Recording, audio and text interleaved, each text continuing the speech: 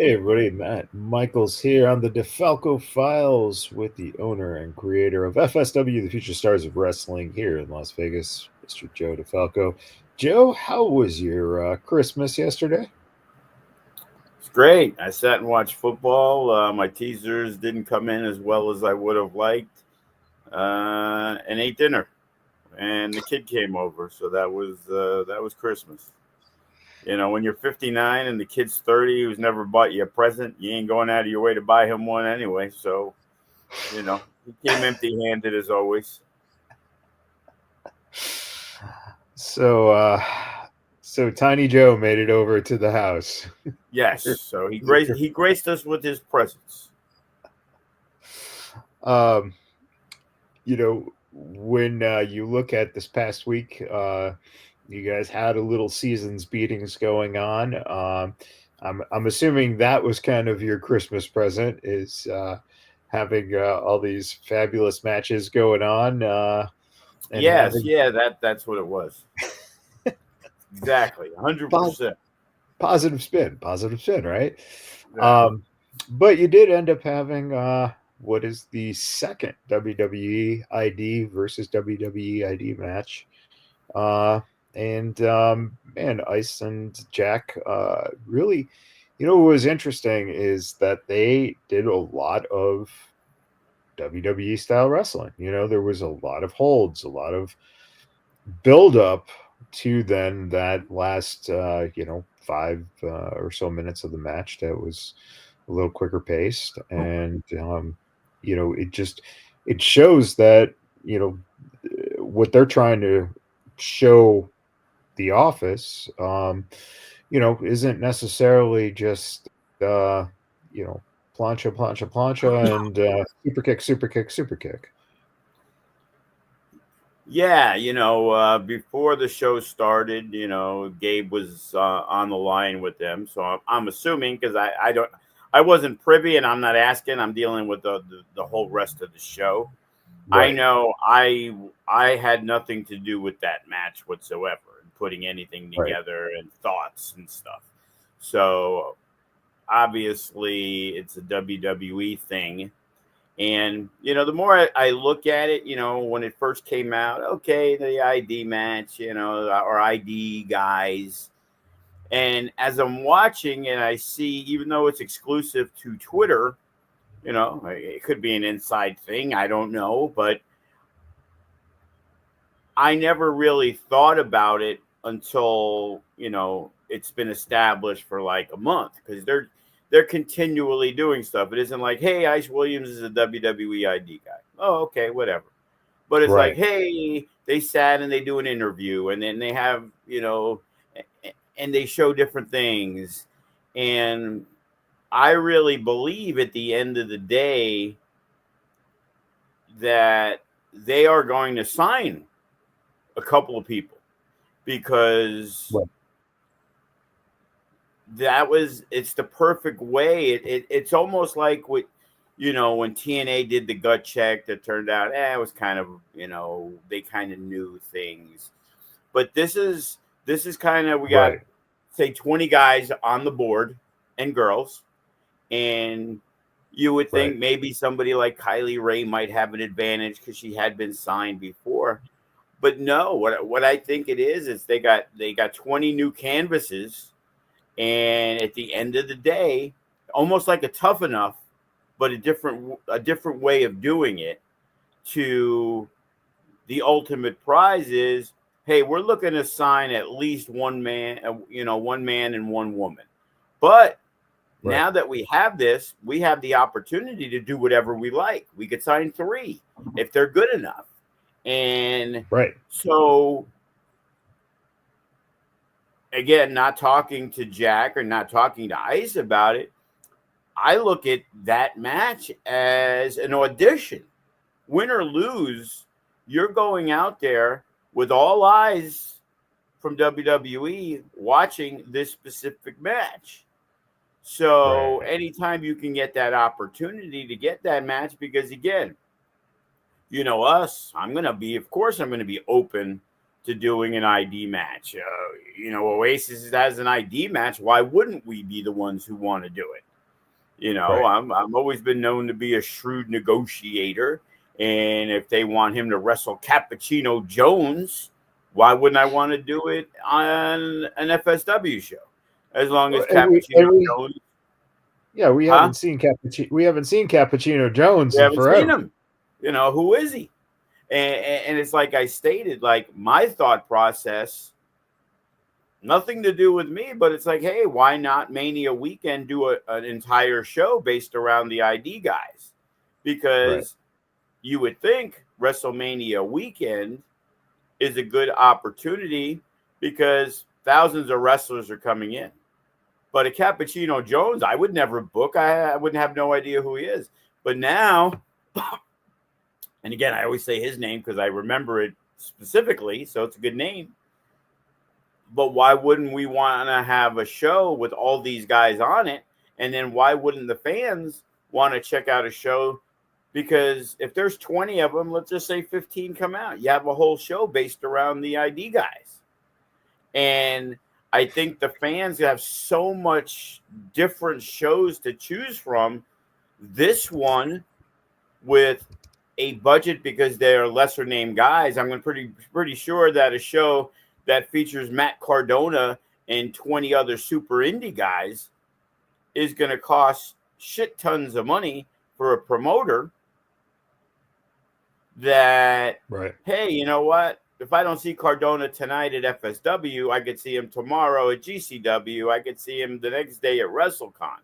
But the ID guys, one place, one show. Hey, let's see what these guys got. It'd be interesting. Right. So, you know, Joe DeFalco wants to be the guy because we're kind of sort of involved with it. Yeah. And, you know, I always like to think a little bit out of the box and what's a good way to, you know, do a show. You know, we're still talking with Booker about doing something, but hey, you know, I left the time slot available and, you know, haven't heard anything yet on that end, but I think that would be a successful show instead of that exact show. And they weren't ID guys. No offense, nobody cares Sure. if they were just 18 random guys. So now my show's got to be better than your show. And again, FSW, we have a base in Vegas, but if this show was in Chicago and it's like, oh shit, look at my card. I got Matt Vandergriff and I got Gregory Sharp and I got this guy and I got that guy. People in Chicago who are coming in for Mania are going to be like, well, I ain't going to that show. I don't really know anybody. Yeah, I kind of heard of that Limelight guy. And, you know, there's a few guys that I've seen, Matt Vandergriff on, you know, New Japan, but they're not known, you know, entities. Right. But now in the ID show, it's all guys that have gotten on the thing. You know, I go to post on Twitter, and we had like 1,500, 1,600 views on Twitter, which is fine. That's a, you know, that's a bad women's match for me. If I post it on Twitter, I'm not gonna lie. Within 45 minutes, you know, Gabe said, "Hey, do me a favor, repost the flyer of Ice versus Jack Cartwheel." I'm like, okay, and we'll retweet it for you. I'm like, okay, so I redid a new one, and 45 minutes.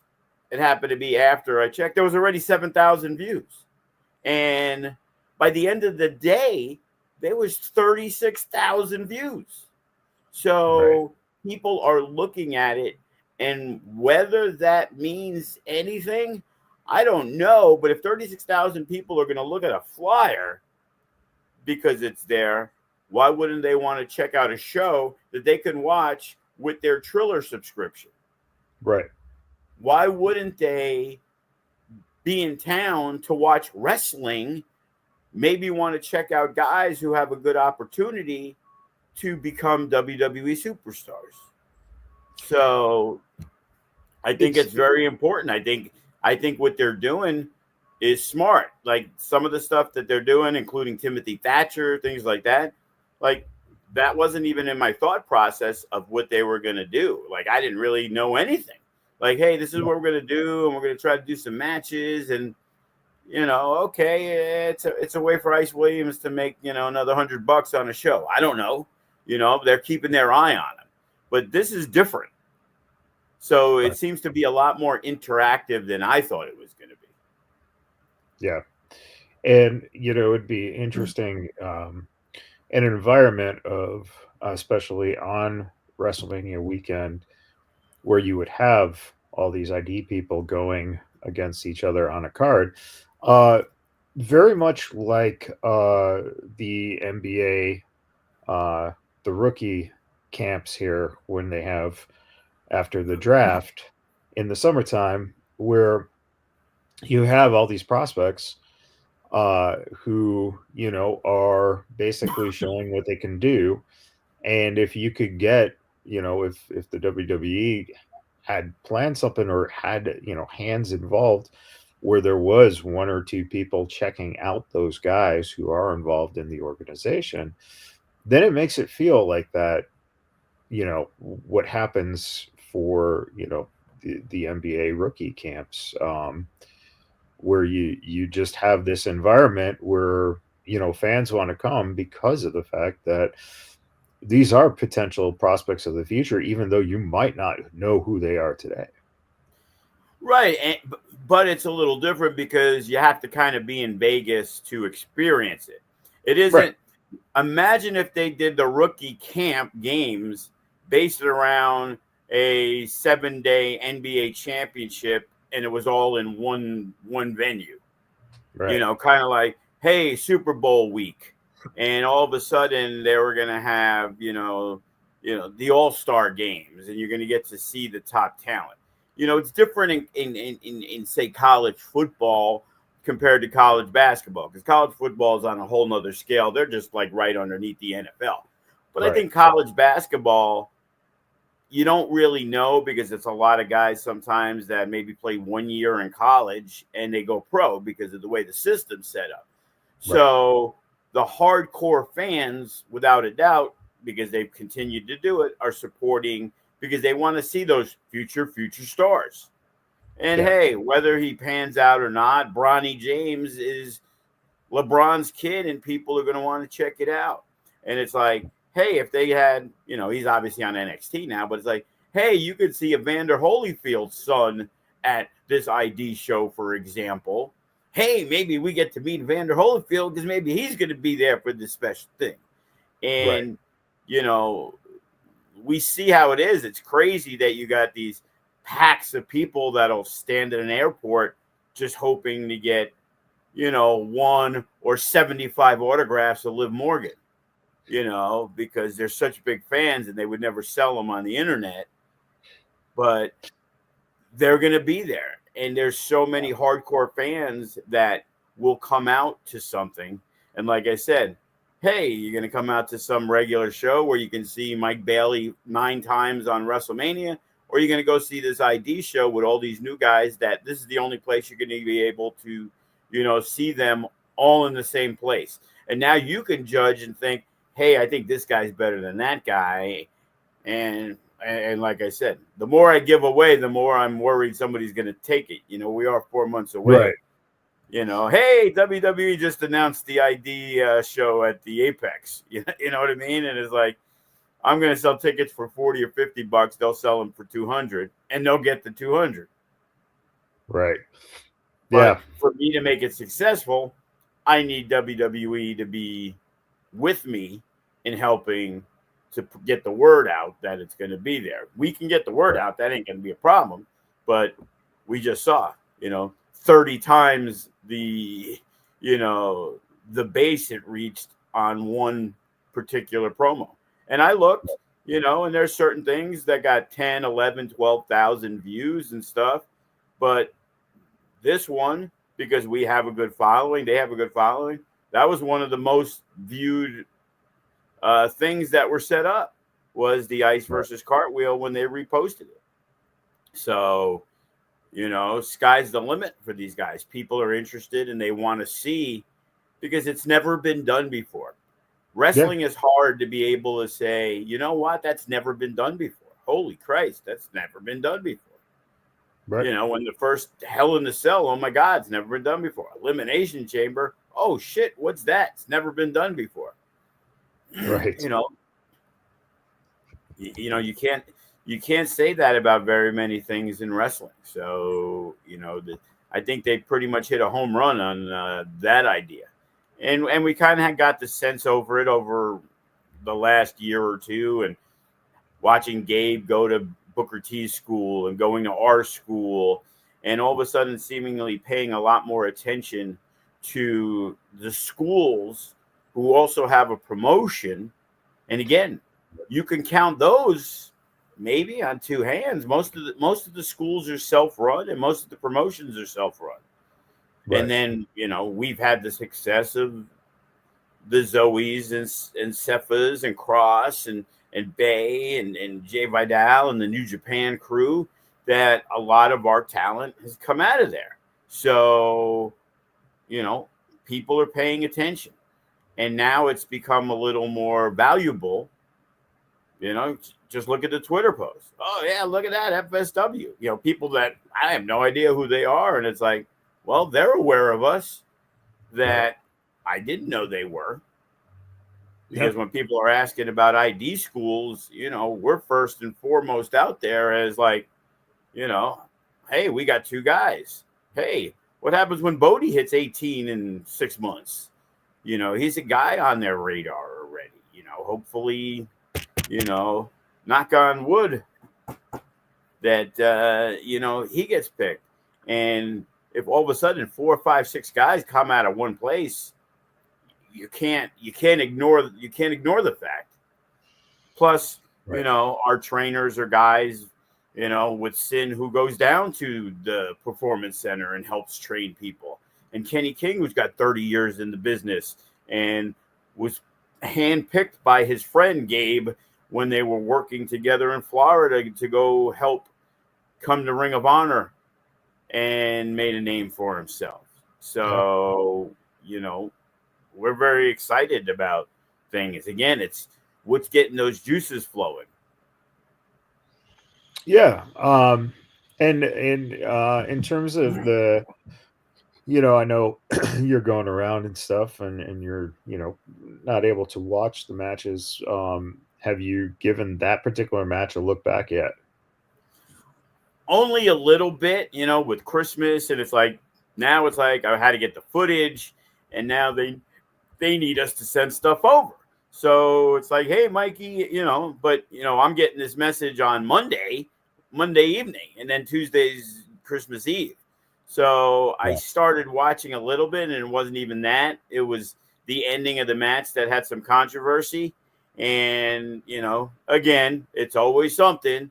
Oh, yeah, we didn't have the SD cards in the camera. We only got the regular shot. Well, the regular shot didn't show Ice literally grabbing the rope. As he was grabbing it, they went to the back angle, and now we can't find an angle for what they want. And it's like, well, that's pretty important for what they're looking for.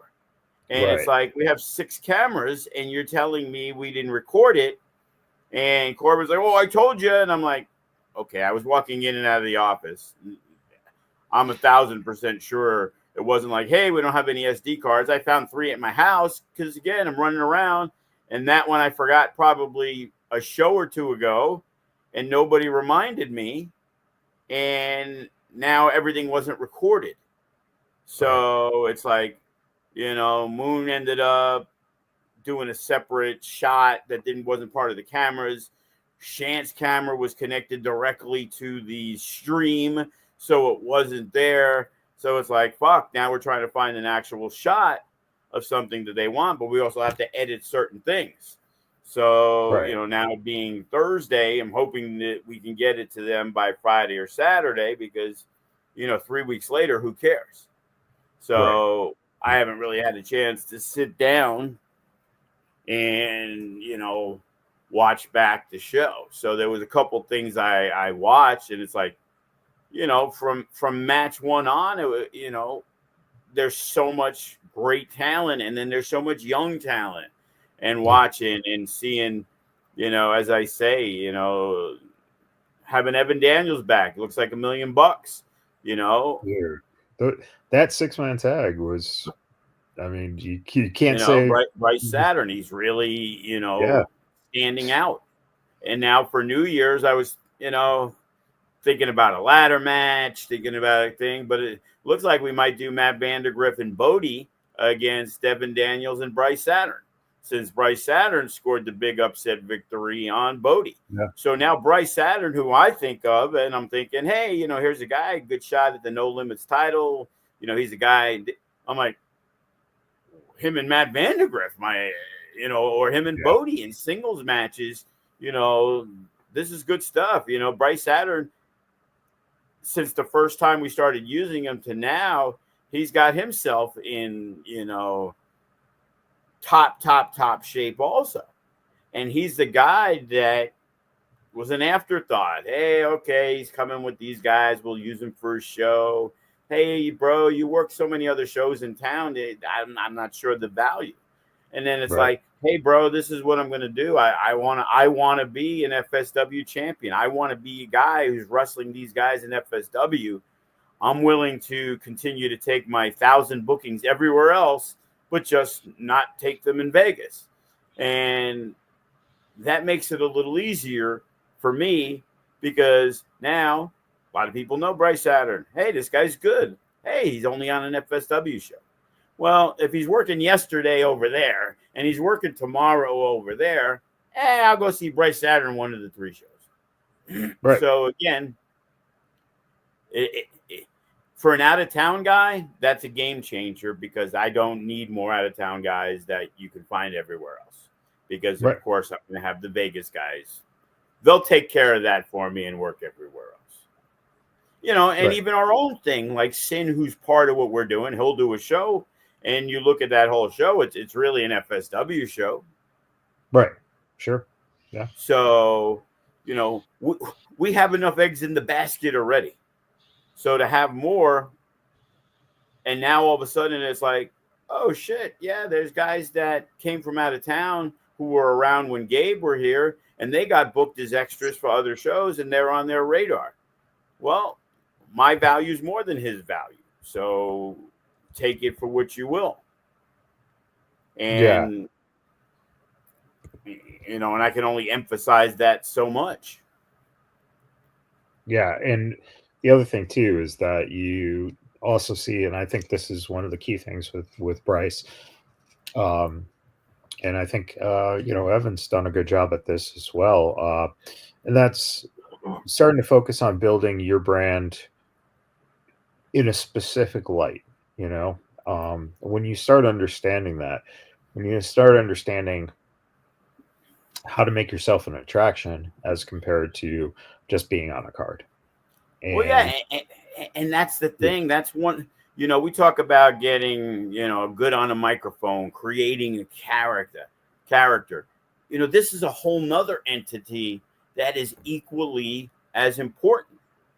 Like, yeah, why do I need you on the show? I got a show that has Ice Williams, Jack Cartwheel, Matt Vandergriff, Dante King, Reno and Class.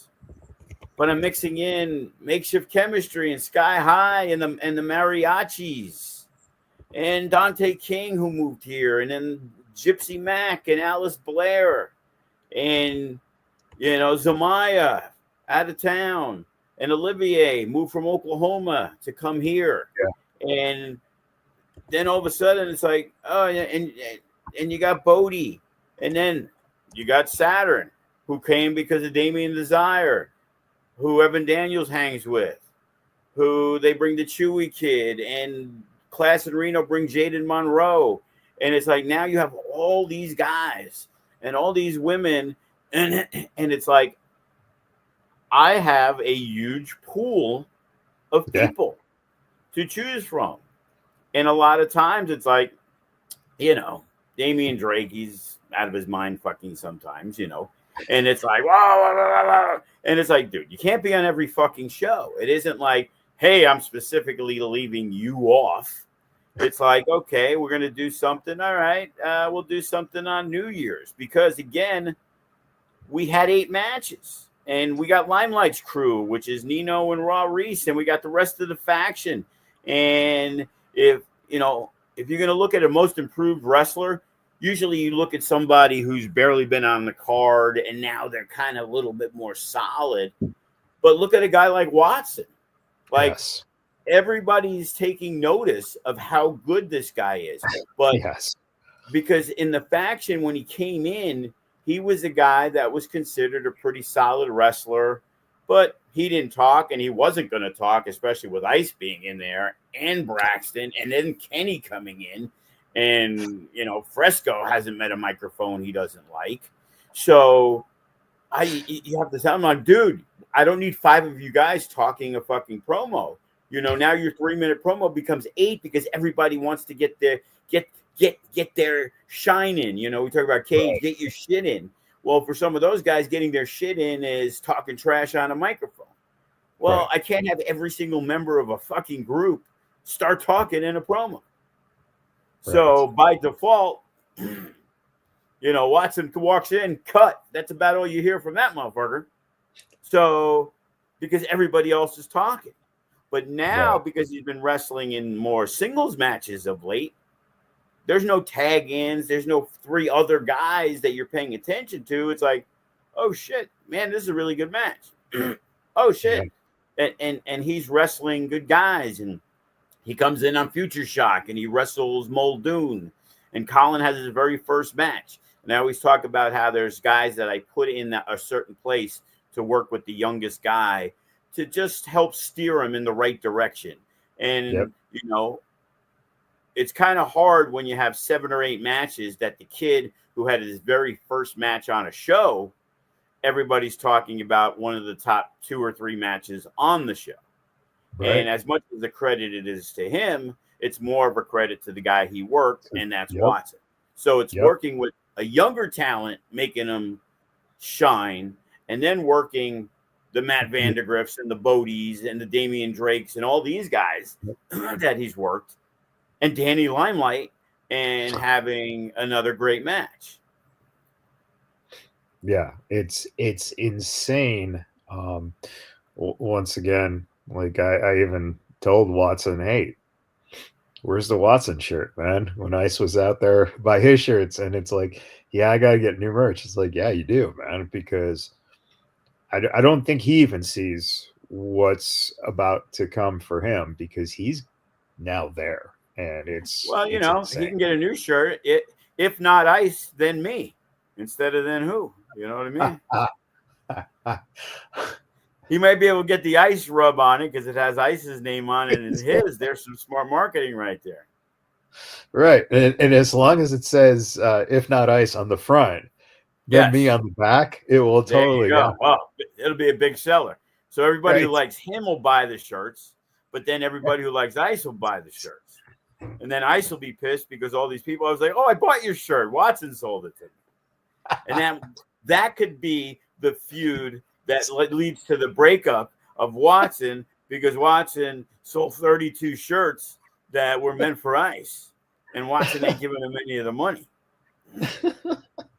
Hey, Jericho and Kane feuded over accidentally bumping into him, and coffee got spilled on Kane, and that's what started that feud. So, hey, more power to you. So, yeah.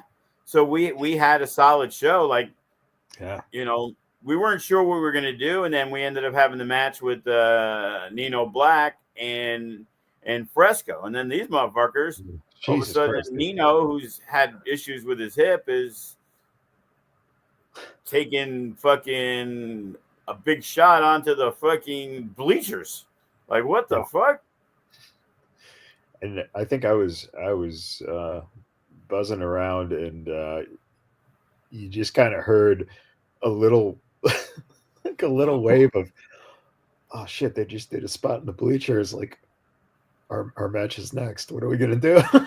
It's like, woo, they upped that motherfucker like out of nowhere. Because and again, it's because, hey, by the way, Gabe Sapolsky, who seems to be kind of running this ID program, will be watching our show because he wants to watch the Cartwheel Ice Williams match. And oh yeah, guys like Class and Reno have been spoken to, and the emails were sent out, and there's probably 8 or 10 guys that are on that card that Gabe is keeping a close eye on. Yeah. And now, if you're not being kept a close eye on, you're hoping to be. Yeah. So if you go on that card that we had Saturday and you had a standout match, maybe he isn't too aware of a Dante King who has continued to rise, because maybe 6-8 months ago when Gabe was there, or the time a year and a half ago, Dante wasn't around, so he didn't really talk to him or see much. And now all of a sudden it's like, oh, who's this other girl, Gypsy Mac, that the crowd really seems to be getting behind big time. Yeah. And now it's an audition for you, because it's like, hey, this person did really well, or he knows Limelight really well. Right. Gabe. So maybe he checks out his match with Watson. He's like, oh, that's one of Ice's guys on the faction. Because I know he knows Braxton real well, but I don't know how much he knows Watson. Yeah. But now he might. And now all of a sudden it's like, here's a list. You know, maybe having FSW as part of the ID program would be great, because not only do FSW produce homegrown great talent, Joe really always tries to bring in the best of the best young talent that eventually we're going to probably look at anyway. Right. And then you also have like the 3-way with Sin, where you have a couple veterans in the ring, and it was it was a nice mix in the middle of the show to have a match like that in there. Right. And it's also with Bateman, it's like, oh yeah, he's now one of their trainers. He helped train the beginner class at New Japan. Yeah. And worked at Ring of Honor. Like, man, it's a no matter where you go, it's a who's who, whether it's the trainers or it's the student wrestlers. Yeah. Like, wow, this is a top-notch fucking joint. Yeah.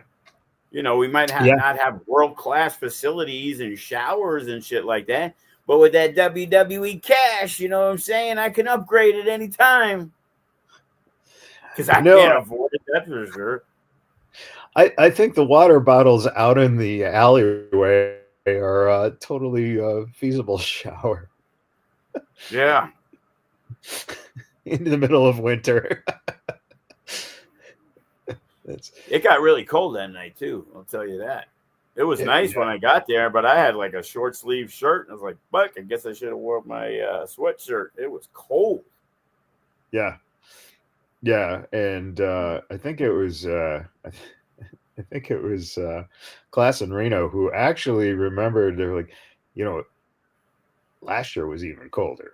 So they were kind of happy that it was not as bad as it was a year ago. And it was damn they're cold. From Phoenix, so they're used to probably a little warmer weather, but I can't believe the temperature is that much different. Yeah, well, I mean, they probably each lost like 10 pounds, so it's that weight difference, them leaning out. That's all right. They probably went to a Waffle House or something after the show. It was always like Brian Cage, always looking for a Cracker Barrel. Right. And I remember one time for the IWF, he literally ordered, like, I guess because I was paying, but he ordered like 6 meals. And he downed his 6 meals before we all downed our one. But that was his cheat day after the show, was to go out there. And that brings up a great question: is man, with 2 kids in the house now, do the kids get to eat? Yeah, they get his leftovers, I guess. The scraps. Well, he's making the big AEW cash now, so yeah, he ain't relying on my pittance. And he's got the beard now, So Brian with a beard is a totally different character, man. And he's teaming with one of my favorite people, Oh, Lance right. Hoyt, which is crazy because when we were talking about the IWF 10 years ago, that was one of Cage's best friends because they were in developmental together. So Right. it's crazy how they've come full circle. And it's weird because Cage was involved with Toa and Khan and the and them that some and then they give him like the Ring of Honor TV title or whatever, but Right. somehow he's wrestling more tag matches with Lance Hoyt out of like nowhere. But to me, it was Well, like this is awesome. yeah, because they ended up putting him into Callus's stable, and they put Archer in Callus's stable, and I think that, again, the guys have a lot of say back there, where Tony will listen to them. And I'm sure those two being good friends are probably like, hey, this is not a bad idea. Why don't we become a viable tag team? Because they can use, Well, they made another. Big Bill and Ricky Starks tag champs. Why can't you make Brian Cage and Lance Exactly. Archer, Lance Hoyt? Right. Like I always call him by his real name. It was like I guess it was always Archer, and I've called him every time we've done a show, anything we ever done. I just call him Lance Hoyt. And That's what. he's never said a word to me, but again, as I've said many times, he is one of the nicest people I have ever met. Yeah. Like I always try to say, no, not the nicest wrestler, like the nicest person He, in the yeah. entire world that I've had conversations with. He is the nicest guy. And, it's Yeah. crazy how a guy like that is being used to put over, say, like an Orange Cassidy or something. And it's like, when is he going to get his run? Like, that's great. You want to put him over. Cage has done the same thing, but it's like, when do some of these guys like larger than life? At the time he's with Jake the Snake. It's like, man, you think you could do more with this guy who's so big and so talented. And I always joke about how the first time was like Lance Hoyt. Ugh, who the fuck wants that guy on the show? The guy from TNA, because when he did the Rock and Rave, it was like, Right. I was definitely not a fan, but he was green as green can be. Right. And Yeah. like I said, the saving grace was like, yeah, I heard him and Davey Boy Jr. At the time, they were doing good stuff in Japan. So I was like, Yeah. okay. And then it was just like, wow, he just wowed me between his persona, but his work rate was a million times better. And it was like you saw. When I like somebody because you saw the guy 3 months later in FSW attacking Cross. So, Right. Right. And to top it off, I know, just sitting in a little bit on the seminar you did a couple of years ago.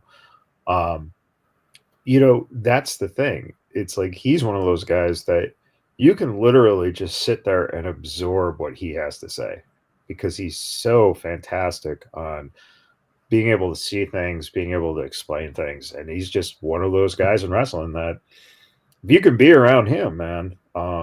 Same with Yeah, Brian. Cage is the and same most way. of our students didn't even attend again because they know better, I guess. It's like, man, here's a guy, it was like 20-30 bucks for Lance Hoyt.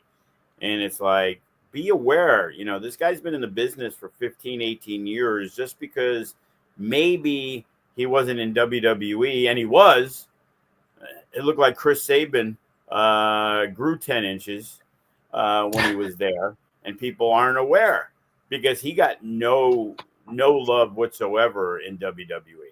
Like I just remembered, I was thinking, I was just about to say, just because he never had a WWE, and it was like, oh yeah, he was in WWE, but it was so miserable Yeah. that I almost forgot all about it.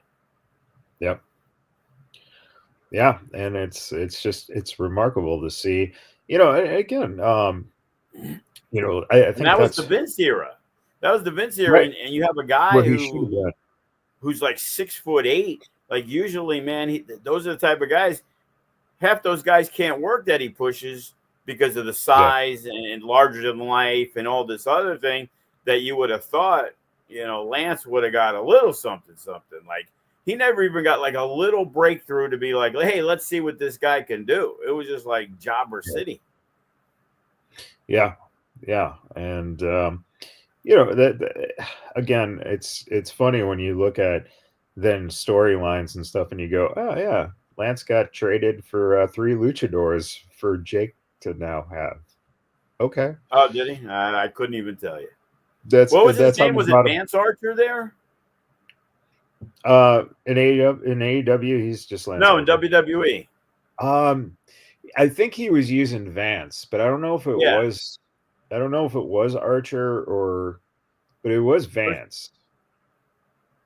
Yeah, I Yeah, thought it was Vance Archer, but it could have been. Um, I wish there was something we could look that up on. Don't know about the technology nowadays. There was only one here you little go. thing. Ring names: Lance Rock. That was his name in TNA, I guess. That was so bad. Yeah, and then he was Vance Archer in WWE. He's also known for his time with WWE as Vance Archer and Impact Wrestling TNA under his real name and Lance Rock, and as Lance Rock. I thought for a second they were trying to say Lance Rock was his real name. I'm like, I think you might be wrong on that one. Being it's on Wikipedia and Elon Musk is trying to make everybody not donate.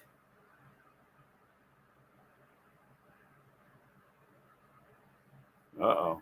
Okay, Joe. There you go. Yeah, I'm here. I kind of lost you for a second. So tell us about what's going on for January or December 31st and the countdown to midnight. Countdown to midnight. After what happened at season's beating, Sky High once again. The veterans outsmarted the kids. They were so eager, and they wanted to get their hands on them. And Sky High basically felt dissed at the show. They believe they helped them win. They came in to celebrate. Mondo and Robbie felt that, again, in their opinion, that AJ and Fox were kind of giving them some dirty looks. And it's like, hey, we just won our first tag team championships, and you guys are kind of crashing the party. So obviously I see both sides to the story. And Sky High felt, hey, you know what? When these kids came in to help train and they were going to be a tag team, that they may have given them advice. And I guess, Makeshift felt, hey, we didn't ask for your advice. Like, we did. It took you 6 years to become tag champs. It took us less than one. And Sky High felt that they were being forgotten, and they just wanted to remind Makeshift Chemistry who they were. So instead of going right to a tag title match, I guess, Fox is kind of pissed off with Robbie laying him out with the chair. So we're going to do 2 singles matches to start this. And it's going to be Fox versus Robbie and Mondo versus AJ. I saw the Twitter, the War of the Words on Facebook, Dante and Gypsy against Alice Blair and Andy Delgado. Alice beat Gypsy a month or so ago, thanks to, Andrew Delgado coming in and laying waste. And now after Dante made a post, I guess, I saw Mr. Delgado, a guy who's very, very quiet, was very vocal on Facebook. So that seems to be very, very heated. So that's the 3rd match. I told you about the tag match with Vandergriff and Bodie. So that's the 4th match. Damian Drake, who has had some of his biggest moments on New Year's Eve at Countdown to Midnight. He defeated Matt Vandergriff in a 60-man Iron Man match. Last year, he laid out his best friend at the time, Dante King. And he also had a reunion of the Unguided for the first time, was on New Year's. So New Year's has been pretty special, I guess, to Damian Drake. And he is upping a No Limits Open Challenge. So he's calling out anybody who, from what I understand, hasn't had an opportunity to wrestle. So that's 5 matches. Mariachi Montana, they made their debut last year on New Year's. They will be on the card. And it looks like they're going to be taking on Greatness and Tenacious. So we're already at 6. And we're just finalizing, a couple of more matches.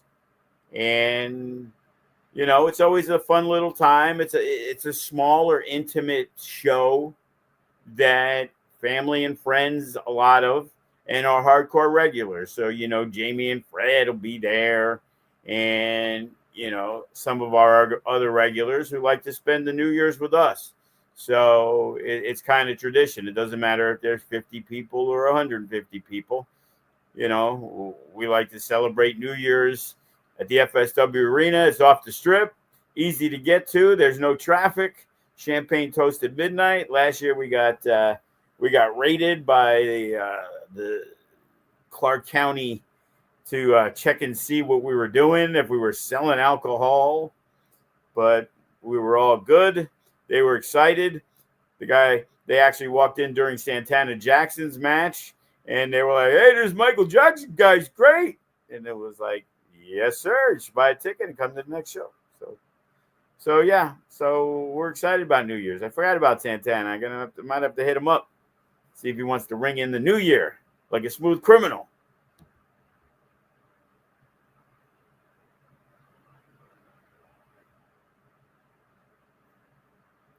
So, Joe, in terms of what's been going on with, because you brought up, Sky High and the way they've been handling themselves recently. They're going to get individual matches here. I mean, what is that like? Is it just them not getting the respect? Or, I mean, what seems to be the reasoning behind why they're all of a sudden taking out? Is it because it's a tag team that are young guys who've literally within the last 6 months just climbed the mountain, and maybe Sky High is a little jealous? Maybe because Makeshift Chemistry took their spot. Look at it this way: you have this young team, early 20s, Sky High. It took them a very, very long time. There was many times people thought, hey, they were going to get the titles, and then all of a sudden it was like, oh shit, we got Toa and Juicy, and they got the titles. And then it was, oh, Royce and Jarrell just came back, and they probably bumped them from a title match, and then they won the titles, and eventually they finally, climbed to the top of the mountain, and then they ended up losing the titles probably quicker than they would have liked. And I know for years, you'd see some old promos, and, I would classify things like, hey, yeah, you got Royce and Jarrell, or the bull, when Ace Austin came to Vegas and teamed with Chris, and they became the tag champs. And, all of a sudden they were always like the slighted tag team, and you had the Suavecitos, and they would be considered the second tier, the B level, and they would cut promos about it. And generally you're not cutting promos about it unless it bothers you. So, I think they felt for a very long time that they didn't get the respect that they felt that they deserved, right, wrong, and different. And now all of a sudden, Makeshift Chemistry was a team that was that second level with the Mariachis and the Killer D's and the Greatness and Tenacious. And we had these solid teams, but they weren't breaking that first level. And that first level would always change. You'd have Lights, Camera, Faction, but then all of a sudden Chris Bay brings Ace Austin to the mix. And then Royce and Jarrell decide that, hey, you know what? Now's the perfect time for us to, return to the place where we first started, where, hey, Joe had faith in two guys that didn't even know each other, who lived in different states, and put us together. And we learned to gel and become one of the best tag teams around. So, whether people know it or they don't want to know it, it's like, I put a lot of tag teams together that weren't the Suavecitos. I put together because we needed something at the time. And, look at them now. West Coast Pro Tag Champs, and big fan. Chris Hero's a big fan of theirs, and they learned and became a team. You could put two people together and never gel because they don't give a fuck. They want to be single stars. And I've also put many tag teams together that they'd come to training and they'd never work on anything together because they did not like the idea and they wanted to be on a show. So they did it, but you would watch them and it was like they were a tag team, but they didn't wrestle as if they were a tag team. When you would watch WWE, you knew the Hart Foundation and even the Killer Bees. And back when I grew up, so I was a big tag team wrestling fan, and Demolition and the Road Warriors and the Midnight Express. And even though I hated them, the Rock and Roll Express, these were tag teams. They gelled. They were one unit. And for you to be successful as a tag team, you have to give up the idea at the time of being the heavyweight champion. Jarrell wanted to be a single star. Royce wanted to be a single star. But they embraced working together. And now they got to go to Japan. And they got to win the New Japan, at New Japan Strong. They won the tag titles there. So they embraced it.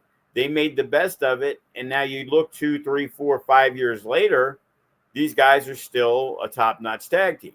So with all these guys coming in, I guess Sky High felt, hey, we're the flag bearer of FSW tag teams that are local. And now we're getting bypassed by these punk kids who aren't showing any respect. Well, now we're going to beat the respect out of them. I can see it. It's kind of like me with whether it's my kid and everybody who has these great ideas that they're all smarter than me, yet they've never done anything. And they all can do it better than me. And it's like, well, put your money where your mouth is. Right. It's funny. My kid was over yesterday and, he's been working on trying to do some things. And all of a sudden, he ends up hitting up our talent, my talent, the out-of-state talent. And all of a sudden, they're giving him their rates to him. Way different than the rates for me. And he's telling me, I'm like, damn, wow.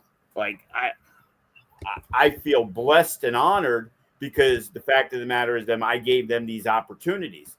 And in some cases, people don't give a fuck. Like, this is my rate. Fuck you. I don't care. You got me matched. But some people show appreciation for some things that some people do and continue to work for me. And we have an agreement. That agreement doesn't relay to anybody else. So he saw first and foremost, yeah, you could talk all the shit you want, but guys are doing this for me because they know I saw something in them when nobody else did. And when they've gone on to bigger and better things, they still remember Joe. Right. And, that's life. And then not again. And that's why those people, a Jay Vidal will always be extremely close to me. A Chris Bay will always be close to me. And Alexander Hammerstone will always be close to me. A Cross, Royce and Jarrell, all these guys who saw how I've gone out of my way, whether it was at a TNA tryout or whether it was talking to Sanjay or Jeff Jarrett or whatever it was, or Gabe trying to put their name in, and I've done that for tons of guys where none of these other promoters even have access to even have a conversation with them. Right. So my joy in life is watching our guys, my guys, go on to that level and watching, every time I see a Jacob Austin Young post about Japan, of course I'm fucking looking at it and seeing it and have a smile on my face. And Vandegrift, I see, he's in a tag match and he's teaming up with Fred Rosner now. And going against Bad Dude Tito on that one.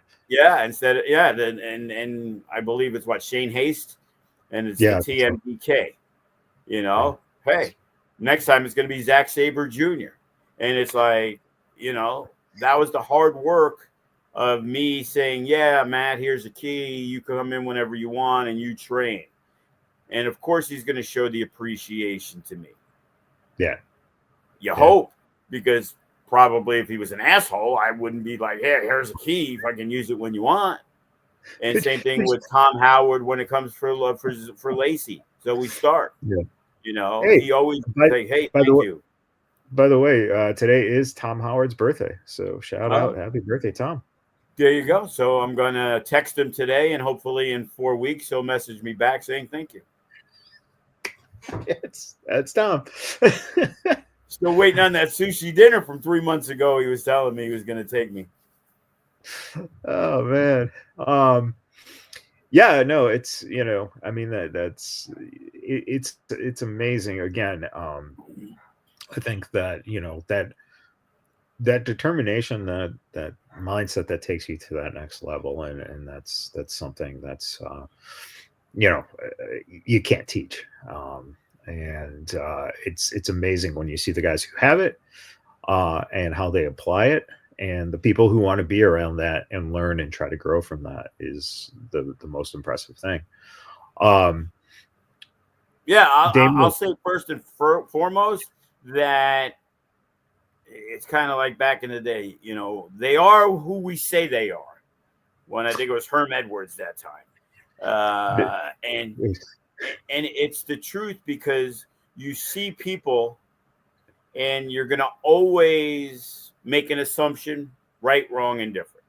And I'm not going to say I'm always right. I'm never wrong. But there's a lot of people that you see and you think of where their trajectory could be. Right. And there's a lot of times, I'm usually correct, that you say, hey, this guy is content with being in a certain place. But then you knew, like you always knew Cross, I always say, you always knew Bay, and you always knew Zoe, and you always knew Cepha, and you knew they were never going to be content being the FSW champion. You know that these people looked at FSW, and yeah, it's a stepping stone. It's my company. Yeah. I'll tell you exactly what it is. It's a stepping stone to being to that level. When we saw the young Sean Ricker evolve into the Eli Drake to the LA Knight, very similar cross with the TikTok and the stuff. That stuff came out of FSW. Sean Ricker, let me talk to you. You can go on YouTube, and because of the stuff, we had the Rickerisms, and it was let me talk to you, and he would spout off these little 20-second things that he is currently successful making $1 million compared to driving in from California for freaking $50. Yeah, and now he sponsors Slim Jim, and you wouldn't even get him a Slim Jim back I wouldn't even get him a Slim Jim. He would be like, you wrote this guy's promo? No, I wrote the promo for him to take the promo and then be Sean Ricker, Eli Drake. Right. Yeah. But I would start the promo, hey, let me talk to you, because that's how he would start the promo. So I was trying to be in his mind. Right. I'm a good promo, but he's fucking was fantastic. And we knew that from day one. And you knew where somebody wanted or expected to be. Those guys expected to be signed. There's those who hope they're signed and they wish they're signed. But when you say to me, hey, where you been? Well, yeah, those guys, those girls, they're not going to make it. They're not going to become WWE superstars because at this beginning-ish stage, they don't have the work ethic, the desire, and more importantly, the determination to do everything it takes to be there. Right. I see some of the younger cats and, look at their progressions from when they started. Look at Devin Reno compared to when he started with us. You're seeing it now in a Jaden Monroe, who's still a very, very young kid. I'm not saying he's going to make it, but I'm saying he is working as hard as he can and trying to do something that, hey, I'm undersized. I have to make myself be different than the same guy who's 5'6". Like when Chris Bay walked in the door to when Chris Bay was our champion to when he was a TNA champion. And Jay Vidal, the skinny kid who was, again, undersized. And he's still not the biggest guy, but his arms, he's racing to have Scott Steiner arms. It's like he is growing into the eating, the working out, putting everything together.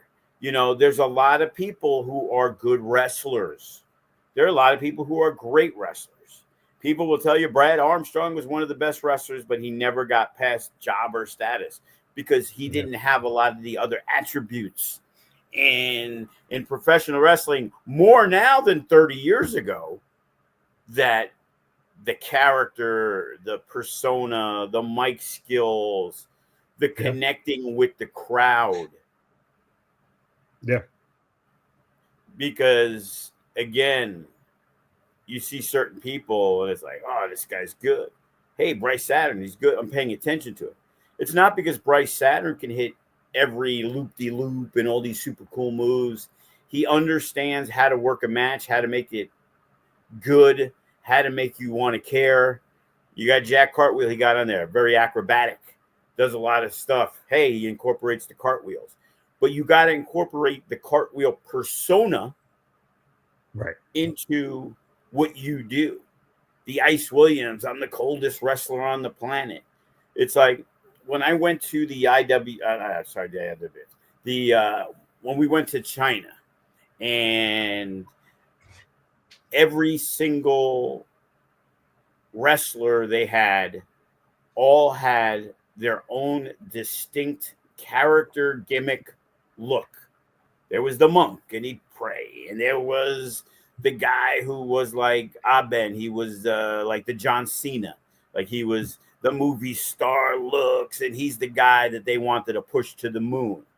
And there was the guy, and he'd come out and he would do the stuff with the nunchucks. And then there was the guy who was the acrobat, and it was like boy band for wrestling.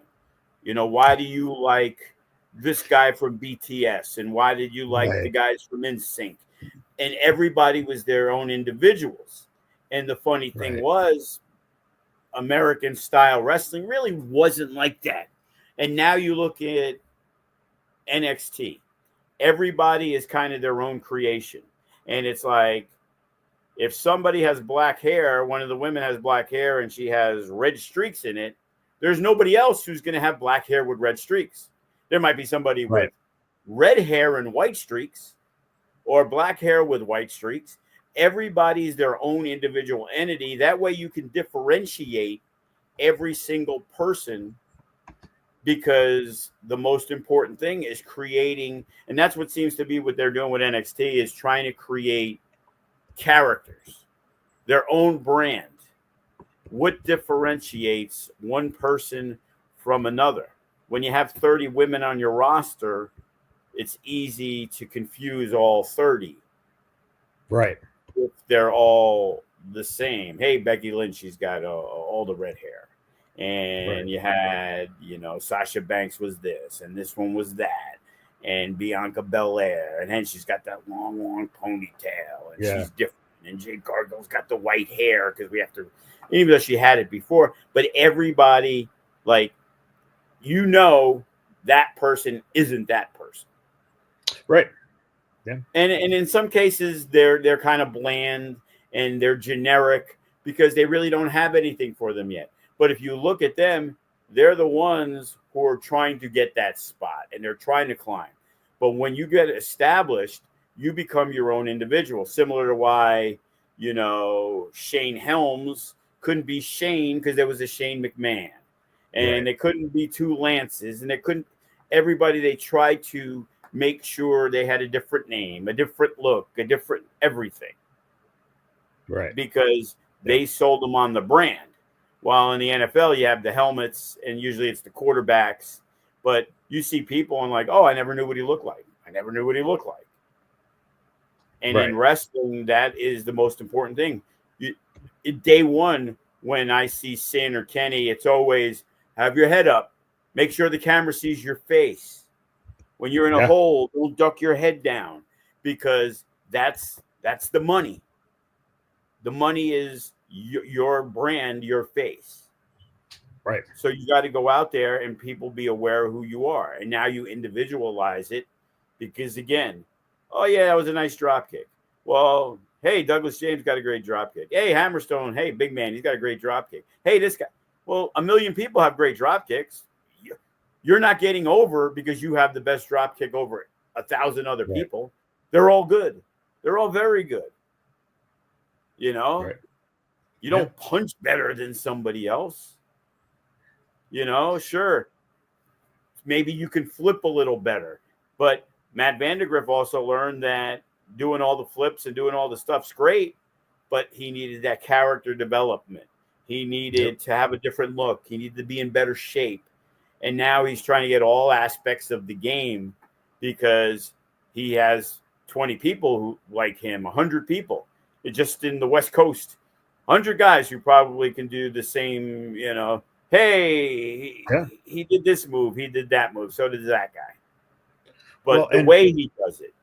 Yeah, and what's really nice right now too, for instance, with Matt, is at FSW, full on crowd favorite babyface, and in New Japan, heel, kind of an asshole. Got this streak. He's got a chip on his shoulder. He's getting a chance to learn both sides of it, and it's amazing to watch. Yeah, I saw him even cut some promos on the New Japan stuff. So it's like, but that's where he was lacking. You know, it's similar to, you know, it was hard pressed finding somebody who can wrestle better than Zoe Stark.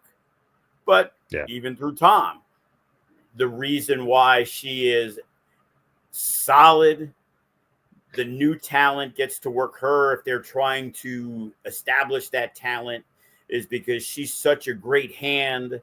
She's very well liked. But when it comes to cutting the promo, the skill level isn't there.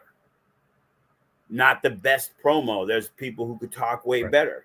And unfortunately, being if I'm a better wrestler than you and you blow me out of the park on a promo, you're going to go farther than me. If you don't believe me, ask The Rock. You know, he was a good wrestler. He was a guy everybody hated when he wasn't that good a wrestler because he was Rocky Maivia and it was just like, pushing him down your throat. But he was a guy that heel or face, you shut the fuck up, you let him cut his promo, you laughed, and then you might have booed him because he was wrestling Stone Cold Steve Austin, who was the top babyface. Right. But you wanted to make sure you didn't, you know, Cena's was the guy. Right. Cena was the same way, you know. Cena's personality is the thing that kept him there, you know. Right. Worst finishing move I've ever seen. Like that's supposed to pin the Big Show. Like, really? That? Like, at least, you know, Brock throws you, boom, you know, oh man. John Cena, it's a Death Valley driver. It's like that's usually a transition move. That became a finisher while the DDT became a 1 count. Like it's crazy. But you know, it is what it is. It's what people want to invest in. Yeah. And John Cena, even to this day, it's like people will go to his final shows. You know, it's like the Michael Jordan tour or when Kobe did the tour and Shaq. You know, when legends come back, you know, there's a lot of leeway. You know, I remember watching Edge come back in WWE, and I was like, man, this guy's kind of finished. It seemed like he was just very, very slow and lethargic. And it seems a little different in AEW. Obviously, got hurt again. But it seemed like toward the end, it was like, man, he's seen better days. But then you look at a guy, probably the same exact age, and it's like Christian was always that guy. Like, he didn't peak too high, he didn't go too low, but he, to this day, you know, because he was always the better guy on the microphone. But for whatever Right. reason, Edge was solid, but Edge had whatever look it was, and he was the champ 10 times, and Christian never was because Vince. I saw something recently they were talking about it. It was just something that Vince didn't care for about Christian. And to Right. me, I loved Christian. The- He was the guy in the tag team I was always behind.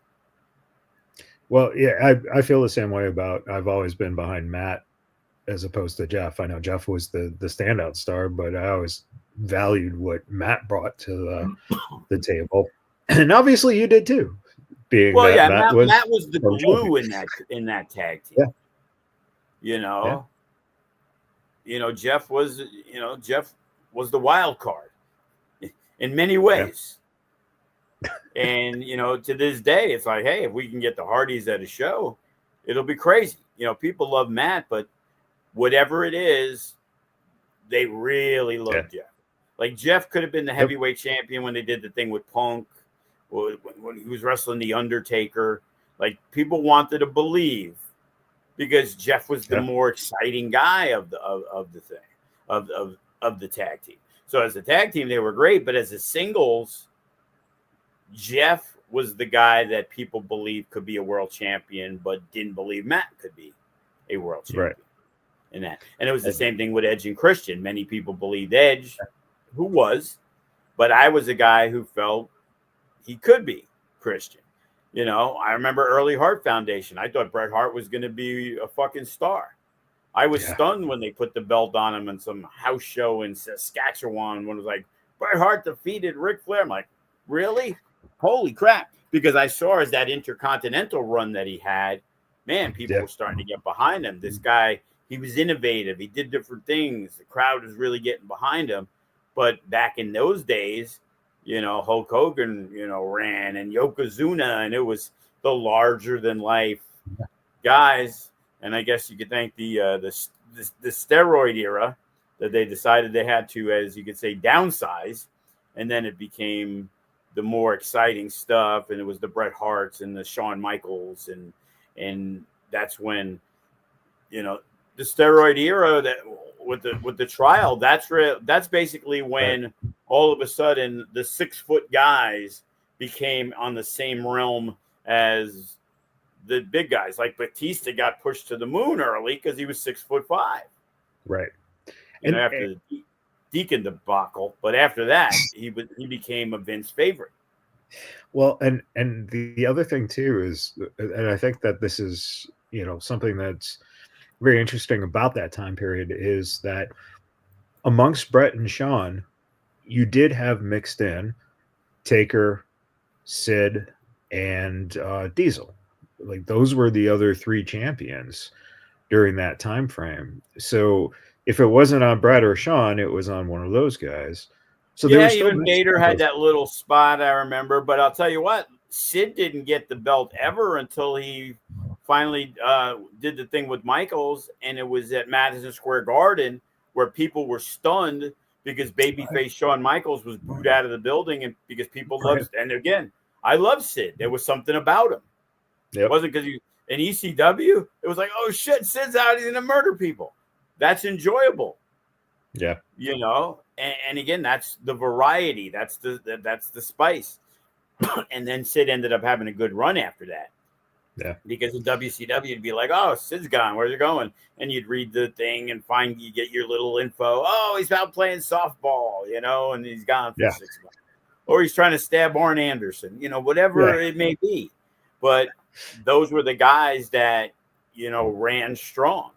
And, people always say, oh, Diesel. It's like, yeah, I guess Drew McIntyre had the worst run in the history of wrestling because when he was the champion, there wasn't one person who came to his show. Oh, yeah, because it was a pandemic.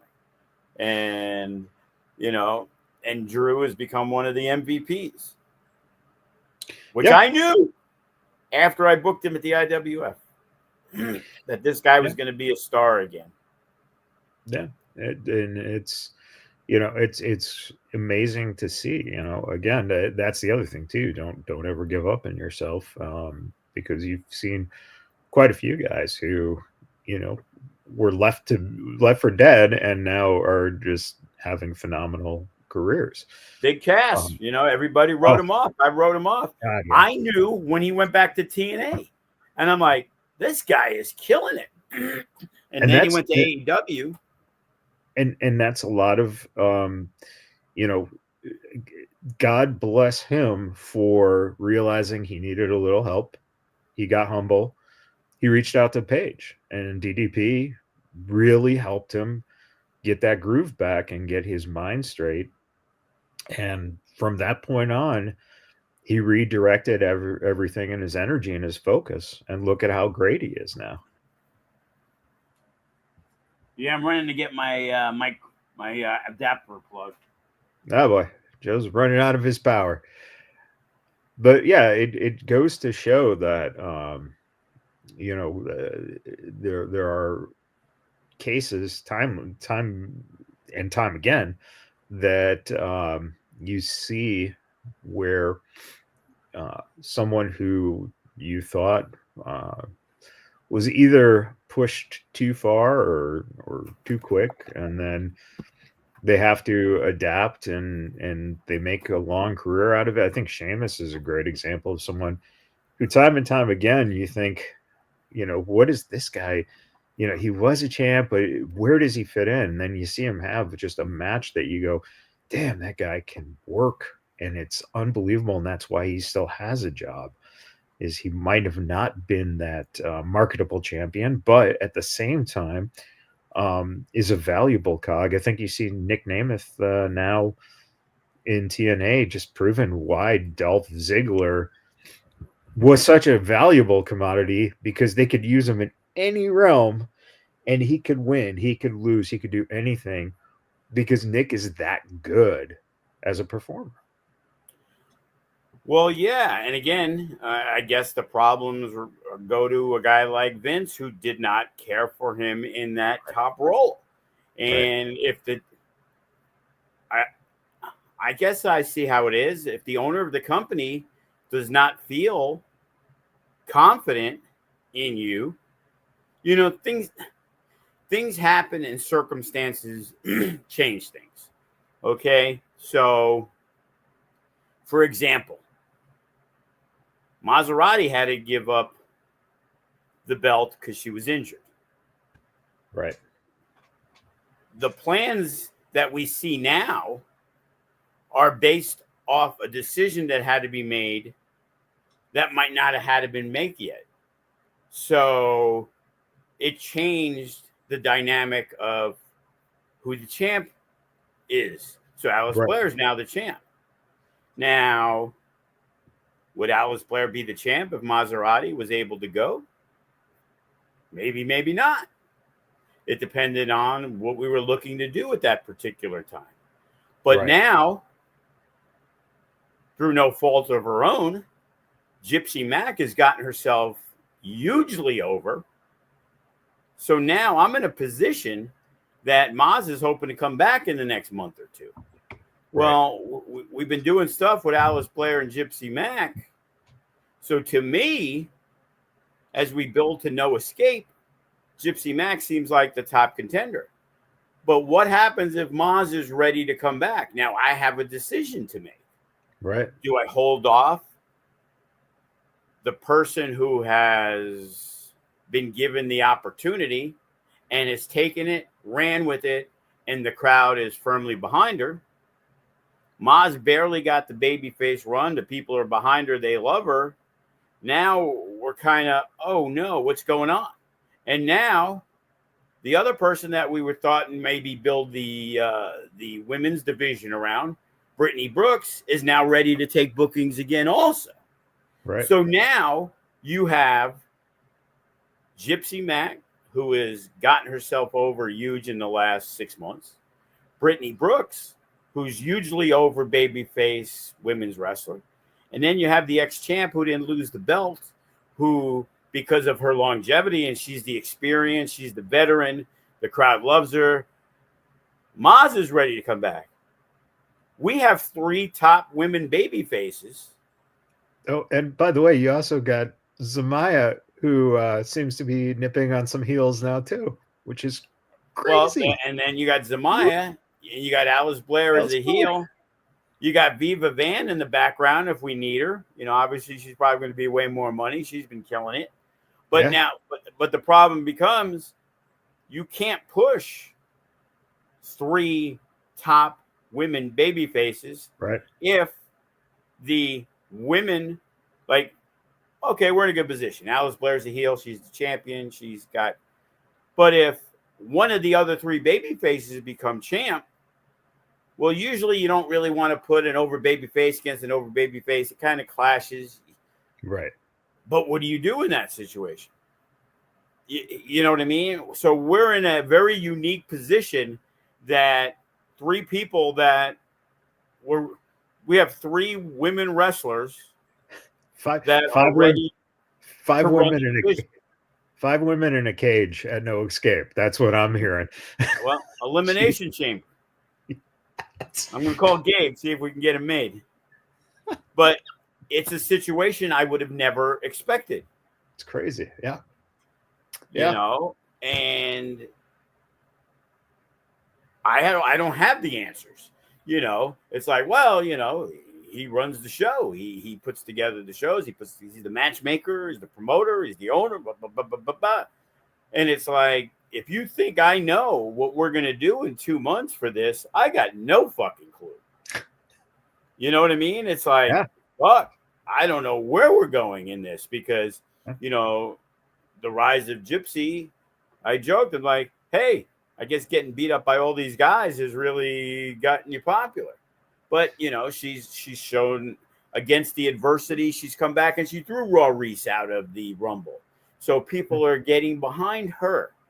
And she's the one who's now got the opportunity because one is just recovered from injury. The other's still hurt. So in another month, Gypsy Mac's the only one who is auditioning for the role of top women babyface.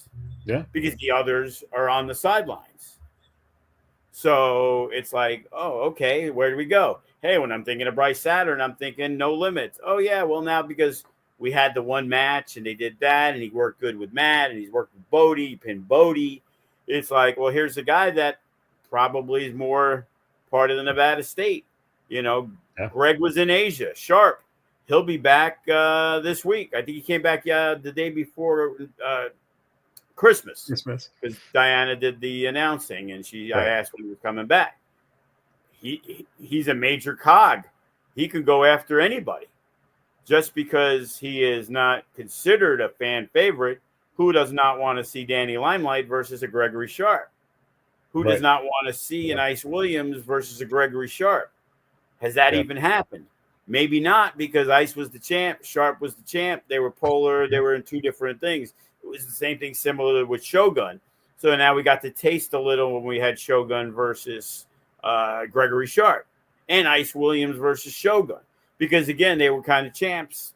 We traded it off later, but it was times that you wouldn't see certain matches just because of the positionings of things. Right. And, as I say, it's crazy because we have a lot of the same core talent, yet we're still able to provide fresh matchups and things that we hope people want to see while we incorporate, the newer blood to the, to the talent roster. So it's like 2025, man. It's going to be definitely very interesting to see the dynamics of everything. Yeah, and it's going to be a bullet train straight through the first 6 months, essentially through the anniversary show, man. There's no rest for the wicked for none whatsoever, because in that meantime, I'm still handling All Caribbean Wrestling, I saw that they put out their card and everything. AJ Francis is going to be on the show. Kenny King, obviously, Limelight, probably Maz. I saw the card, but the thing that brought my eye was they were talking about tequila shots, and it's like, bro, I don't know what you're fucking thinking, but we're not serving liquor. You're not paying me enough to close my shit down. Bottomless tequila shots. Like, dude, You're out of your fucking mind. What the fuck are you talking about? Like, you think you're going to serve liquor in my joint? And if liquor was being served, I'd be the one making the money. Yeah, no shit, right? So I'm gonna close down, and you're gonna make the money. So it works different in the Caribbean. So I guess I thought he's from Florida, but hey, who knows? He finally messaged me back because he's in Barcelona. Nice world traveler, this guy. He wrestled in Baja Mar, which is a very exclusive spot in the Bahamas. Yeah, a couple times. It's crazy. So they're doing great, doing their thing, and it's like, so hopefully in the next week or two, Mikey's working on the Full Tilt 3 flyer. Nice. We got, of course, Ed in San Antonio. Manny Lemon's Devotion is going to be here. All Caribbean wrestling. Ase Wrestling. Demand Lucha out of Canada. So, there's going to be stuff, as I said, Wednesday, Thursday, Friday, Saturday, and maybe Sunday. There's the Spark Joshi. They do Japanese women. Yeah. So they actually fly them in from Japan. Yeah. They're based out of California, and they feel the arena's too small. They're trying to maybe get in over at the Silverton for a show there on the Thursday, which is where we're talking about doing our own show with Booker T on the Thursday. So there's shit all over the place. And then I heard now WrestleCon is coming to Vegas. So that, along with the collective of GCW. So there's going to be 100 wrestling shows. Then there's others that are going to be running in places, and it'll be like, oh shit, who are they? I don't know. Like, I got hit up by a representative of Melina, former WWE diva, and she's going to be running like a show, LBGTQ type show, at one of the bars on Paradise. Okay. Yeah. That Jay Vidal frequents. And they were talking about trying to rent the ring because they don't want to use the facility. They're trying to do it in that venue. And it's like, so it's like, I'm not sure ring wise what we got, but may have to get Sin's ring and bring it in because there's so many companies that want to come out Mania weekend and do something. Yeah. So, man, that's the week I wish we had 5 rings. 5 rings, 3 facilities, and see, that's the problem because it's like, okay, we have the arena, it's not going to move. We got the 11, 12 shows, whatever. But if GCW needs our ring, which they have all the other times, right? How are we supposed to do the Thursday show at the Silverton if the collective's using it? Right. You know what I mean? So it's like, I'm not sure. We got 4 months. But last time it was like we had 7 months, and then it was like, oh shit! Now we're to the end of December, so January, February, March, April. We're less than 4 months away. Yeah, we're 3.5 months away of WrestleMania weekend.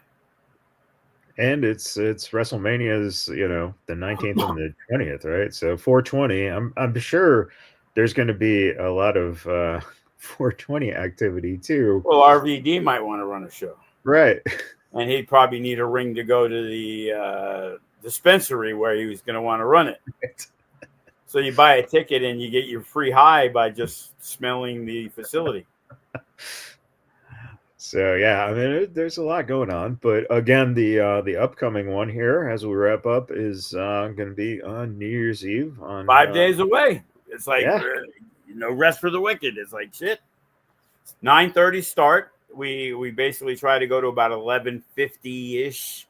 A couple times with the Iron Man match. We started right at 11, and it was legit. We had the 60-minute timer counting down. So it ended right at basically midnight. So, fun time for the people, our regulars who like coming out. And, I was always surprised. Like there was so many people, especially the wrestlers that I got, Koa's coming from Arizona. Bryce Saturn's going to be there. Evan Daniels. People aren't even booked. They're coming out. Yeah. Seeing if there might be a spot. So, I guess nowadays less people go somewhere to watch a ball drop. Yeah, and hopefully they don't come here to drop the ball. Oh yeah, Hopefully, let's you go, know, guys. Bring it, bring it. yeah. So And no truth to the rumor that we're getting Sin Bodhi as Father Time versus BYP as Baby New Year. I haven't thought about it, but yeah, it's definitely we can move Bodie out of that tag match with Matt Vandergriff if need be. Hey, Bodhi, you're gonna go against Sin as the Baby New Year. It makes all the sense in the world, right? Well, unless we can find a different 10-year-old from kids class who's ready to go, that probably would work better. It's, whose parents are like, cool, man. No, a 9:30 Oh, I start can of drop the my show. kid off for New Year's and we can leave. All right, Yeah, awesome. yeah, exactly. Oh man.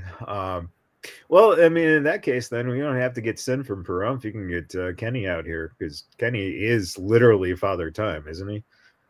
Well, I'm pretty sure the Ageless. king. I'm pretty sure the King of the Night has plans for New Year's other than the FSW arena. I'm almost sure that the King of the Night's like, yeah, I'm staying home, man. I'm good. I'm good. We'll see. I know you can find ice at your friendly neighborhood nightclub. Yeah, Um, and so final time we'll get to talk here for everyone in 2024. Any good words for the people as we head into 2025? Yeah, maybe a little update. Found out actually Christmas Eve, Shogun kind of awoken. They said he was up and responsive. So Good. very, very good news on that. Chris Bay continues to improve. He should be home back in Vegas very soon. So we're excited Great. about that. Nick Bugatti got hit by a car. I guess he's okay. So, some stuff that was very, very, very bad. It still isn't great, but there's definitely a lot of improvement going on everywhere. So, we're very happy to hear about that. Hammerstone surgery went great. It looks like he's just started Yeah, his I messaged him. He said it was a minor procedure. I guess he was having some anxiety. And I'm like, thankfully, it was a minor procedure. Imagine if it was a serious procedure. Yeah. So hopefully he'll be ready to roll. It's like, in reality, it's like our last three heavyweight champions have been on the shelf in ways that we would have never even thought to think of. So, and the other heavyweight champ, he escaped without a broken nose, the current one, and able to work through the tear that obviously it wasn't fully torn. So again, it's amazing to see, where we were a couple months ago to where we are now with everything, and it's like, there is a light at the end of the tunnel, and hopefully, everybody makes a full recovery and is able to do whatever they want to do in life, whether it's to wrestle or not wrestle, but at least, having that quality of being able to do and, be happy with where they're at. So, wishing everybody the best, our fans, Merry Christmas, Happy Holidays, Happy Hanukkah to Stu Stone and Bodie.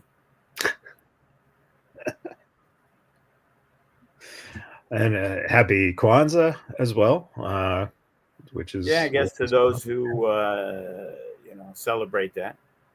And today, being the 26th, is Boxing Day. So happy Boxing Day to all you Canadians out there. Little shout out to Floyd Mayweather. Happy Boxing Day. Yeah, and you gotta appreciate the history of boxers and what it brought to wrestling, right? What is Boxing Day anyway? I always see that. So Boxing Day is essentially the Canadians came up with it for the returns, essentially. So it's putting stuff back in boxes and taking it Oh, so like to going to Amazon. So like going to Kohl's to bring back my Amazon packages. yeah, pretty much. Gotcha. Okay. I thought it had to do with kangaroos. Happy Boxing Yeah, Day. obviously, happy Boxing Day, right? Yeah, it's like we call a wrestling ring a squared ring, Squared circle. squared circle. Yeah, exactly. So you know, um, I don't know. Bring in the octagon, Joe. Yes. But yeah, I mean that's it, man. This is it. 2024 is in the books, and now we're looking forward to 2025. And man, it's it's gonna be One more year closer to death. Hey, I mean this is your final run in your 50s, man. This is it. Who would have thunk it? Man, 60. See, that's the other thing. We get through all that going through the anniversary show in June, and now we got to come up with a show for your 60th, man. So can't wait. Yeah. I'll talk to the kid. Maybe that will be the we'll make up for everything. Get you a good. That's when he's gonna start giving me a birthday card. Is that what you're saying? It'll be 60 years of well, I guess 30 years of made up gifts. With a show for Joe DeFalco. Yeah, he'll be 30 next at the end in 1 month. Man. We're all. What's the name of that movie? 30 going on 12? 30 going on 13? Something like that. I think it's 30 going on 13, yeah. Oh, man. Well, the Shane O'Mac of FSW, man. What do you mean? He's the Vince Jr., he says. I'm the Vince Sr. Because he's come up with so many ideas. I'm Vince Sr. It's like, yeah, okay. Keep dreaming, kid. Oh, man. Well, from all of us here, thank you again for tuning in this year, and looking forward to, doing again in 2025, and definitely tune in again if you're not able to come out to the arena. Check out Triller and catch the show. Especially on the East Coast. I know some of you guys like to stay up past midnight, so you guys can have your New Year's countdown on the East Coast, and then there you go. Yeah, we'll be starting after midnight on the East Coast. Yeah, tune right in. So, all right, everyone, have a wonderful rest of the 2024 year, and Happy New Year to everyone in 2025. Till then, everyone, happy wrestling.